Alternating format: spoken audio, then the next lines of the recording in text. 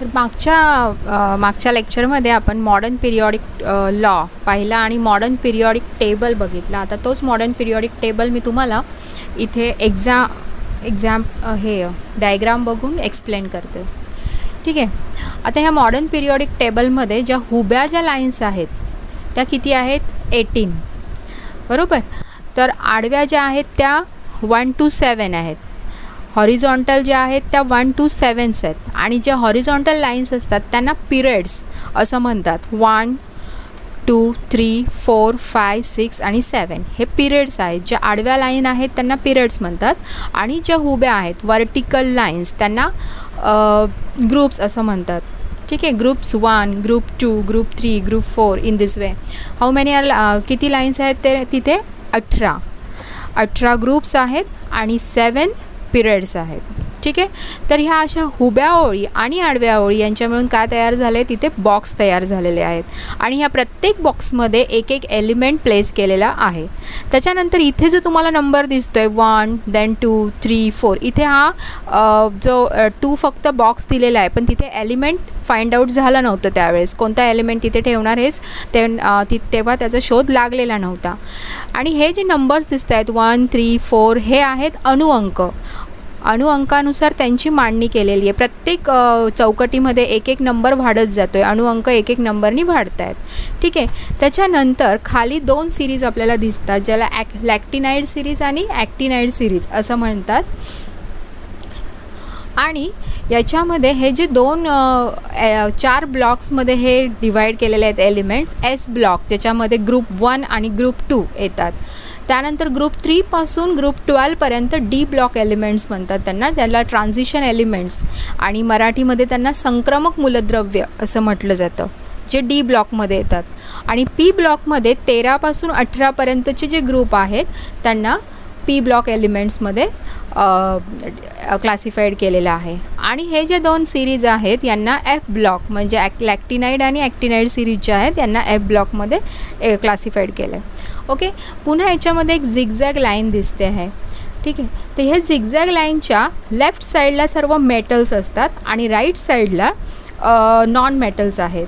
ठीक आहे. आणि कॉर्नरला जे आहेत ते मेटलॉइड्स दर्शवलेले आहेत जे रंगानुसार तुम्हाला समजलं. तर हा आहे मॉडर्न पिरियॉडिक टेबल. ओके. आता लास्ट आपण टॉपिकमध्ये जे बघितलं होतं की groups and electronic configuration. Groups म्हणजे काय? तर हुब्या ज्या ओळी ज्याला मराठीमध्ये गण असं म्हटलं जातं. तर ग्रुप्सनुसार इलेक्ट्रॉनिक कॉन्फिगरेशन कसं असतं? तर ग्रुप्समध्ये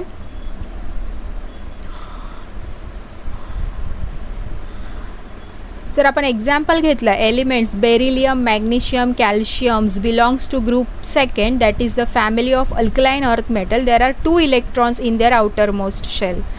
म्हणजे इथे तुम्हाला जे दाखवलं आहे ग्रुप 2 दिस वन याच्यामध्ये कोणते कोणते एलिमेंट्स आहेत? Beryllium magnesium calcium.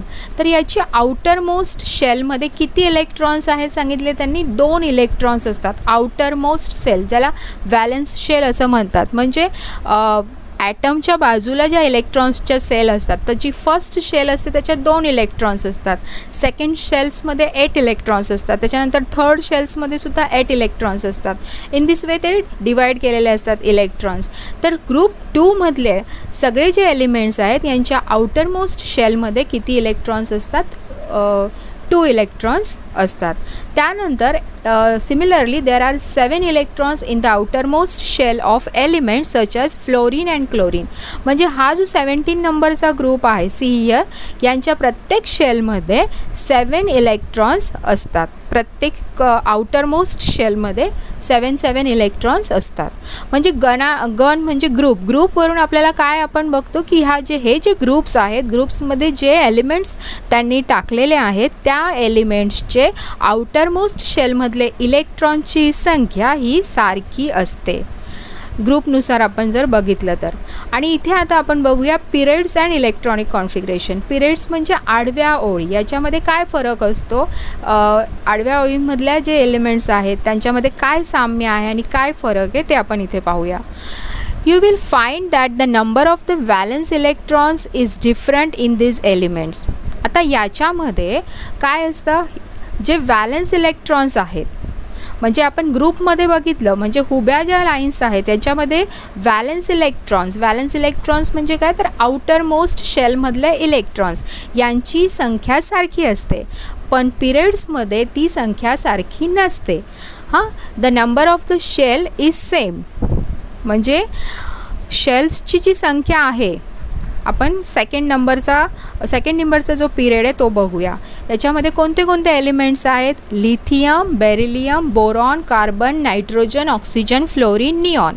अंडरस्टँड. याच्यामध्ये प्रत्येक याच्यामध्ये फक्त 2-2 शेल्स आहेत, कुठेही इलेक्ट्रॉनची शेल वाढली नाही. आणि पहिल्या इलेक्ट्रॉनची जी फर्स्ट शेल आहे त्याच्यात 2 इलेक्ट्रॉन्स आहे, आणि सेकंड शेल म्हणजेच आउटर मोस्ट शेलमध्ये 1 इलेक्ट्रॉन्स आहे.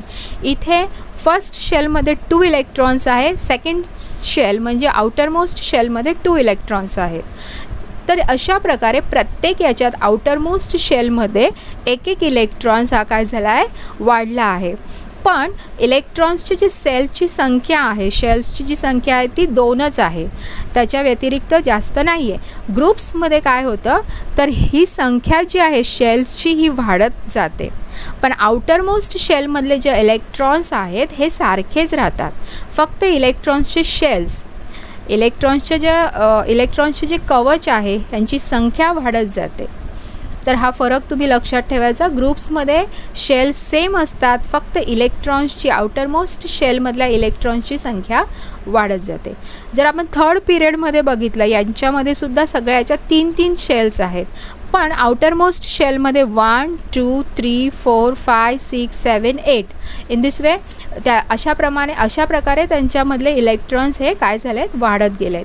जर आपण ऑर्गॉन आणि फोर्थ पिरियडमधला पोटॅशियम जर बघितला, तर ऑर्गॉनमध्ये फर्स्ट शेल जी आहे तिच्यामध्ये 2 इलेक्ट्रॉन्स आहे, सेकंड शेलमध्ये 8 इलेक्ट्रॉन्स आहे, आणि थर्ड शेलमध्ये 8 इलेक्ट्रॉन्स आहे. आणि ज्यावेळेस पिरियड चेंज होतो, फोर्थ पिरियडमध्ये जेव्हा पोटॅशियम येतो तेव्हा तिथे 4 शेल्स तयार झाल्या आहेत, म्हणजे त्यांनी लगेच चौथ्या शेलमध्ये दुसऱ्या इलेक्ट्रॉन्सला शिफ्ट केलं आहे. कॅल्शियमला सुद्धा चौथ्या पिरियडमध्ये असल्यामुळे किती शेल्स आहेत, तिथे 4 शेल्स आहेत, म्हणून त्यांचं इलेक्ट्रॉन कॉन्फिगरेशन कसं झालं आहे, 2-8-8-2. कळते. तर this is potassium. First shell, second shell. First शेलमध्ये किती आहेत इलेक्ट्रॉन्स, 2. सेकंड शेलमध्ये 8. थर्ड शेलमध्ये सुद्धा 8 इलेक्ट्रॉन्स आहेत, आणि last that is the outer most shell, त्याला व्हॅलन्स शेल म्हणतात, मराठीमध्ये त्याला संयुजा म्हणतात. तर याच्यामध्ये किती इलेक्ट्रॉन्स आहे, 1.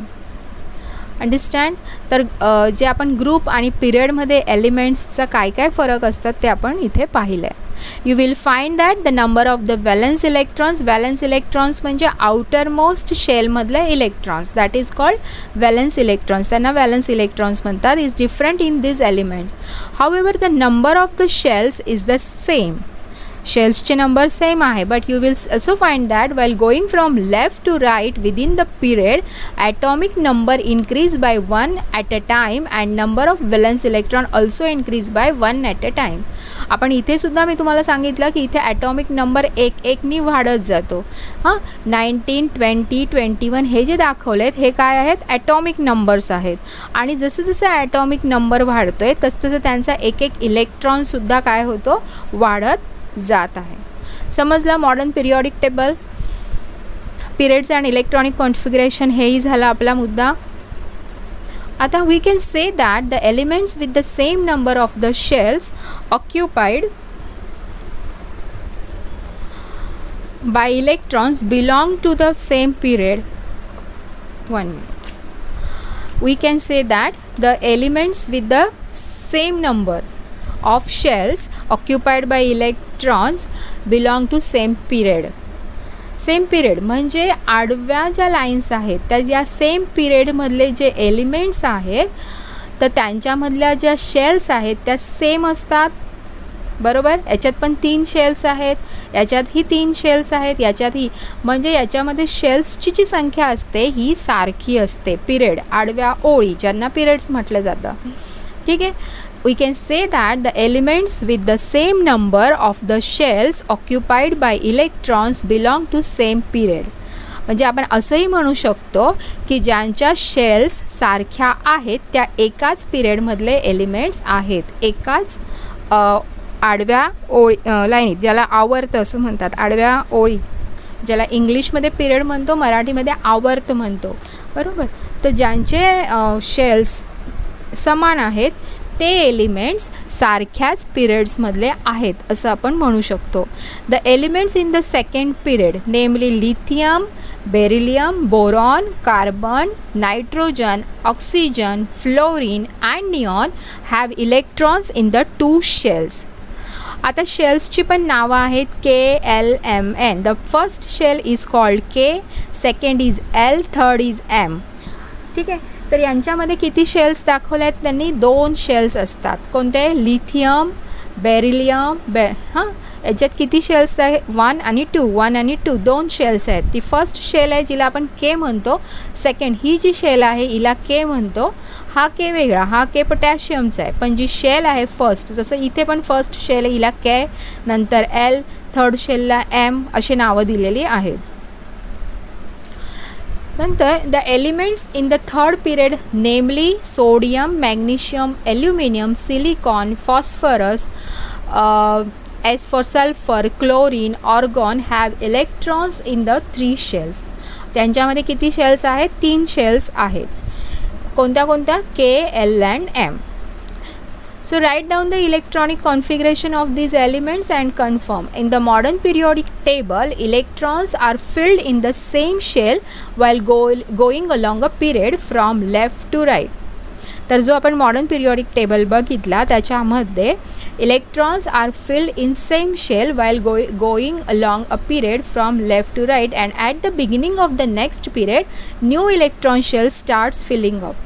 म्हणजे एकाच पिरियड्समधले जे एलिमेंट्स असतात त्यांना सेम शेल असतात, पण जसा शेल चेंज होतो, पिरियड्स चेंज होतो, तशी एक शेल त्याच्यामध्ये आणखी वाढते, ॲड होते, बरोबर. जसे इथे फक्त 2 शेल होत्या, नेक्स्ट पिरियडमध्ये, थर्ड पिरियडमध्ये 3 शेल झाल्या, त्याच्या नेक्स्ट पिरियडमध्ये 4 शेल झाल्यात. So in modern periodic table, electrons are filled in the same shell while going along a period from left to right, and at the beginning of the next period a new electron shell starts filling up. म्हणजे एक नवीन electron shell तयार त्याच्यामध्ये होते आणि त्याच्यामध्ये starts होते electrons fill up करायचं. The number of the elements in the first 3 period is determined by the electron capacity of the shells and the law of electron octet.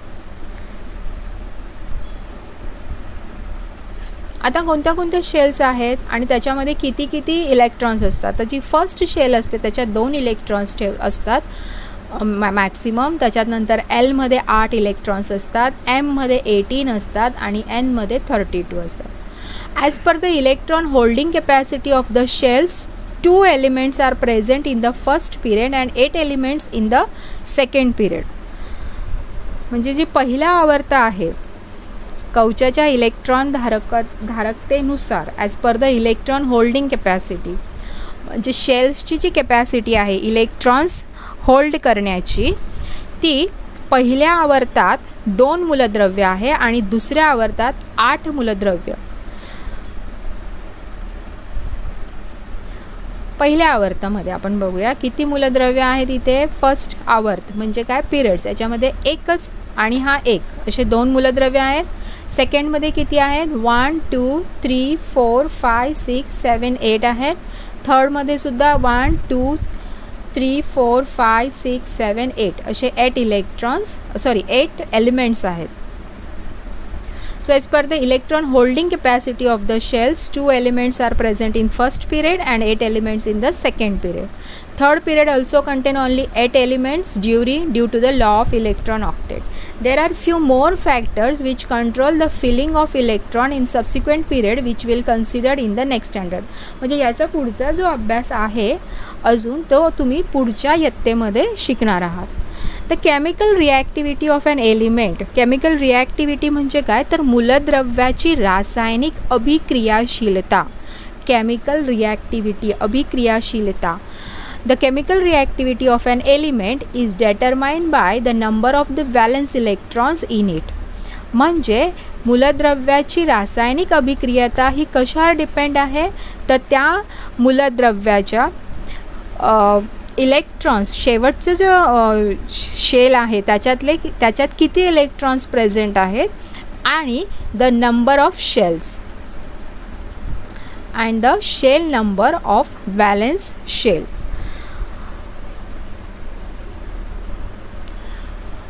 याच्यावरती डिपेंड आहेत. तर शेल्सचे नंबर्स किती आहेत आणि सर्वात जी शेवटची शेल आहे त्याच्यामध्ये किती इलेक्ट्रॉन्स आहे याच्यावरती एलिमेंट्सची रिॲक्टिव्हिटी डिपेंड असते. The information on this point is obtain from the position of the element in the periodic table. आणि पिरियॉडिक टेबलमध्ये एलिमेंट कोणत्या स्थानावर आहे त्या स्थानावरून त्या एलिमेंट्समध्ये व्हॅलन्स शेलमध्ये किती इलेक्ट्रॉन्स आहे हे आपल्याला समजतं. And that is the modern periodic table has prove useful for study of elements. म्हणजे ज्यावेळेस आपण त्या टेबलमध्ये जाऊन एखादे एलिमेंट्स फाइंड आउट करतो त्याच्यावर आपल्याला ॲटॉमिक नंबर मिळतो. ॲटॉमिक नंबरवरून तो किती शेल्स त्याच्या आहेत, इलेक्ट्रॉनिक शेल्स ते समजतं. त्याच्यानंतर आउटरमोस्ट शेलमध्ये किती इलेक्ट्रॉन्स आहे हेही समजतं. आणि म्हणून सर्व मूलद्रव्यांचा अभ्यास व्यवस्थितरित्या झाल्यामुळे याला सर्वथा मान्यता मिळाली. Modern periodic table is useful for 1 minute. The modern periodic table has proved useful for study of elements. Okay.